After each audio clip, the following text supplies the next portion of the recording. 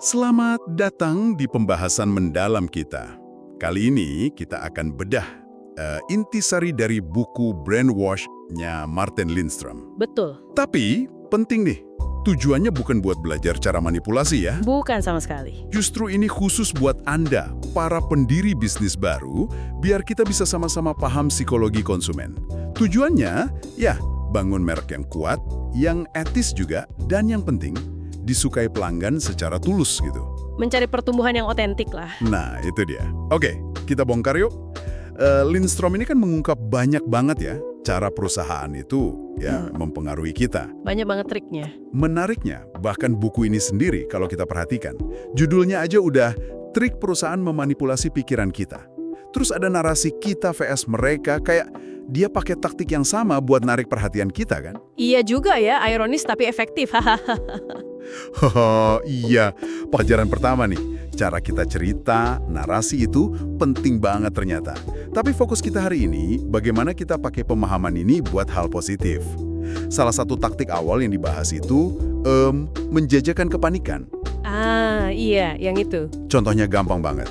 Penjualan hand sanitizer atau pembersih tangan itu kan melonjak gila-gilaan pas ada isu flu. Padahal mungkin nggak seefektif itu buat virusnya. Benar, intinya kan bikin orang takut dulu sama suatu masalah. Terus? Terus tawarin produk kita sebagai solusinya, gitu kan? Nah, di sini nih yang perlu kita hati-hati banget ya soal etika.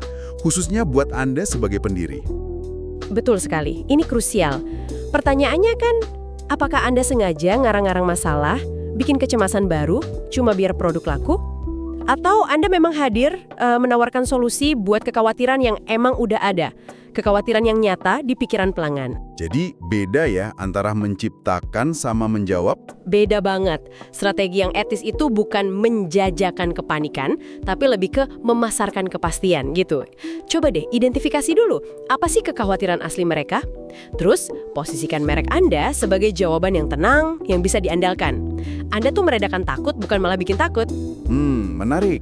Jadi bukan kita yang nyalain api, tapi kita siapin pemadam buat api yang emang udah nyala ya. Kurang lebih gitu analoginya, pas. Tapi ini nih, bukannya batas antara kekhawatiran asli sama kecemasan yang diciptakan itu kadang tipis banget ya? Nah, itu dia tantangannya. Gimana kita sebagai pendiri bisa yakin kita nggak kelewatan batas itu, nggak malah jadi manipulatif tanpa sadar? Pertanyaan bagus banget. Kuncinya menurut saya ada di dua hal. Riset yang mendalam sama empati. Riset dan empati. Oke. Benar-benar dengarkan apa sih masalah pelanggan Anda. Jangan pakai asumsi kita sendiri. Kalau solusi Anda itu secara objektif memang menjawab masalah nyata, terus Anda komunikasikan dengan jujur, nggak melebih-lebihkan ancaman, nah Anda udah di jalur yang benar. Ini soal integritas sih intinya, mau beneran melayani atau enggak. Oke, masuk akal. Jadi harus jujur sama diri sendiri dan sama pelanggan ya. Nah, selain mainin rasa takut, Lindstrom juga bahas nih gimana merek itu bisa bikin kita kayak kecanduan atau jadi kebiasaan gitu. Iya, fenomena aku tak bisa melepasmu. Itu dia. Ini ada kaitannya sama cara kerja dopamin di otak kita kan, pas kita interaksi sama produk atau aplikasi tertentu. Betul, ada hadiah kimiawi di otak. Contoh paling ekstrim yang disebut di buku itu soal lip balm yang katanya malah bikin bibir iritasi, jadi orang ketergantungan pakai terus. Agak ngeri juga ya. Iya, itu contoh ekstrimnya. Aspek psikologisnya memang kuat banget. Nah, kalau kita tarik ke sisi etisnya, tujuannya tentu bukan bikin ketergantungan yang merugikan dong. Jelas bukan. Melainkan gimana caranya kita bangun kebiasaan positif buat pengguna yang didorong oleh nilai nyata. Jadi orang pakai produk kita terus bukan karena dijebak, tapi karena emang ngebantu banget. Gimana caranya tuh biar jadi kebiasaan positif? Ya, ciptakan pengalaman pengguna yang benar-benar mulus, memuaskan, dan memang ngasih solusi nyata.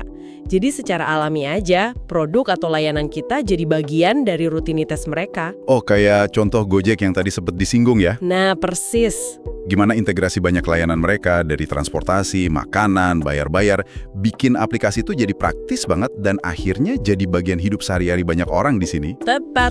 Jadi kecanduannya itu lebih karena memang mudah dan ada nilai tambahnya ya, bukan karena trik psikologis aneh-aneh. Tepat sekali.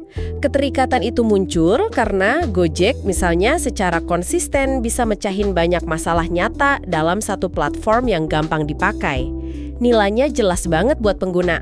Beda ya sama game mungkin yang cuma... Nah, beda sama aplikasi game yang mungkin sengaja dirancang cuma buat mancing dopamin terus-terusan, tapi nggak ada manfaat yang kepanjangnya. Jadi, kalau Anda pendiri, fokusnya harus ke nilai intrinsik produk atau jasa Anda, sama kemudahan penggunaannya. Itu yang bikin pelanggan pengen balik lagi, bukan terpaksa. Oke, paham. Jadi tadi udah soal rasa takut individu, terus kebiasaan individu, nah sekarang kita geser ke pengaruh kelompok nih. Ada konsep naluri kawanan? Herd instinct. Iya, kekuatan bukti sosial atau social proof. Kita kan cenderung pengen ngelakuin apa yang orang lain lakuin ya. Rasanya lebih aman, lebih bener aja gitu. Banget, itu naluri dasar manusia. Lindstrom bahkan cerita ada eksperimen nyewa keluarga aktor gitu, buat promosiin produk ke tetangga-tetangganya secara halus. Zaman sekarang sih ini kelihatan jelas banget dari gimana kita bergantung sama ulasan online, atau jumlah likes, followers gitu kan. Betul, dan kekuatan bukti sosial ini luar biasa loh. Kabar baiknya buat Anda para pendiri, ini bisa jadi alat yang sangat demokratis. Nggak perlu modal gede kadang-kadang. Maksudnya gimana tuh, demokratis? Ya, Anda nggak perlu bayar aktor kayak contoh tadi. Kuncinya cuma satu, otentisitas. Otentik. Kita testimoni video mungkin, atau ajak mereka share pengalaman di media sosial. Konten buatan pengguna atau user-generated content itu emas banget. Ada contoh lokal yang bagus nggak? Ada dong, coba lihat kitabisa.com. Mereka itu pinter banget pakai naluri kawanan ini. Mereka tunjukin progres donasi secara transparan, ada daftar nama donatur walaupun bisa anonim juga, terus ada update dari penerima manfaatnya. Oh iya, bener. Itu bikin kita jadi pengen ikutan ya. Nah, itu menciptakan rasa kebersamaan, rasa aksi kolektif yang kuat banget untuk tujuan baik. Itu bukti sosial yang otentik. Dan itu membangun kepercayaan jauh lebih kuat daripada trik apapun. Setuju banget. Lihat orang lain bergerak bareng itu emang kuat dorongannya. Oke, terakhir nih ada taktik yang kayaknya relevan banget sama zaman kita sekarang. Setiap nafas yang kau ambil. Hah, judulnya agak serem ya. Ini soal pengawasan data. Iya, soal data. Gimana jejak digital kita dilacak terus? Dari kartu loyalitas di supermarket sampai setiap klik kita di internet. Tujuannya, ya buat nargeting iklan secara super presisi ke kita. Ini area yang kompleks ya. Apalagi sekarang di Indonesia udah ada UU Pelindungan Data Pribadi, PDP. Nah iya, jadi makin gak bisa sembarangan kan? Justru itu. Pemahaman Lindstrom soal pengumpulan data ini, kalau kita balik, malah bisa jadi peluang buat Anda tampil beda. Oh iya, gimana caranya? Caranya, alih-alih nyembunyiin fakta kalau Anda ngumpulin data, atau bikin syarat ketentuannya panjang dan rumit biar orang nggak baca, lakukan sebaliknya, transparansi radikal. Transparansi radikal. Kedengarannya berani ya? Maksudnya gimana tuh? Bukannya orang malah takut kalau tahu datanya diambil? Nah, ini dia. Justru bisa sebaliknya kalau dilakukan dengan benar. Oke, coba jelaskan. Jelaskan aja secara terbuka, pakai bahasa yang sederhana. Data apa aja sih yang Anda kumpulin? Kenapa Anda butuh data itu? Dan yang paling penting nih, gimana data itu bakal dipakai buat ngasih nilai balik ke pelanggan? Kasih contoh dong. Misalnya, kami melacak riwayat pesanan Anda di GoFood supaya kami bisa kasih rekomendasi restoran baru yang mungkin Anda suka. Atau kasih diskon khusus buat makanan favorit Anda. Jelaskan manfaatnya buat dia. Iya juga ya. Jadi jelas timbal baliknya. Terus kasih mereka kontrol yang gampang buat ngatur preferensi data mereka. Mau data apa yang dibagi, mana yang enggak. Di era yang penuh ketidakpercayaan kayak sekarang ini, transparansi model begini tuh bukan cuma kewajiban hukum aja. Tapi bisa jadi aset kompetitif. Bisa banget bangun kepercayaan yang dalam sama pelanggan. Wow. Oke, jadi kalau dirangkum nih ya, memahami semua mekanisme psikologis yang dibongkar Lindstrom ini, intinya bukan buat niru sisi gelapnya. Bukan sama sekali. Tapi justru biar kita sadar, terus bisa milih jalan yang beda, yang lebih baik gitu ya. Tepat sekali. Anda sebagai pendiri itu dihadapkan pada pilihan yang sangat mendasar. Mau pakai trik-trik psikologis buat untung sesaat tapi ngorbanin kepercayaan jangka panjang? Atau mau bangun hubungan yang tulus, yang otentik sama pelanggan, berdasarkan nilai, transparansi, dan solusi buat masalah nyata mereka? Pilihan yang berat tapi penting. Dan menurut saya, di dunia yang makin penuh sama cuci otak merek atau brand washing ini, menjadi otentik dan manusiawi itu bukan cuma pilihan etis, itu strategi bisnis yang paling cerdas dan paling berkelanjutan. Itu cara bangun merek yang benar-benar dipercaya orang. Bener banget.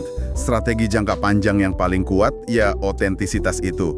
Nah, ini mungkin membawa kita ke satu pemikiran terakhir nih, buat Anda renungkan di rumah. Silakan. Kita lihat kan sekarang, AI terus ada konsep metaverse, itu berkembang cepet banget. Teknologi ini nantinya bakal bisa melakukan personalisasi dan persuasi di level yang jauh lebih dalam dari apa yang mungkin dibayangin Lindstrom waktu nulis buku ini. Iya, potensinya besar sekali, baik positif maupun negatif. Nah, pertanyaannya buat Anda. Gimana caranya Anda nanti memastikan merek Anda di masa depan yang kayak gitu tetap jadi sumber nilai dan inspirasi yang otentik, bukan malah, ya, jadi sekedar manipulator digital yang lebih canggih lagi? Pertanyaan reflektif yang bagus banget buat menutup pembahasan kita. Sesuatu untuk kita pikirkan bersama.